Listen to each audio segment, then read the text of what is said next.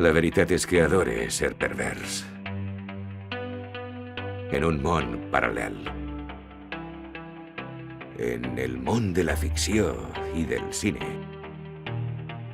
I després poder tornar al món real sense tindre les mans tacades de sang. Adore alliberar a la gent de ser decent, responsable o de ser una persona exemplar.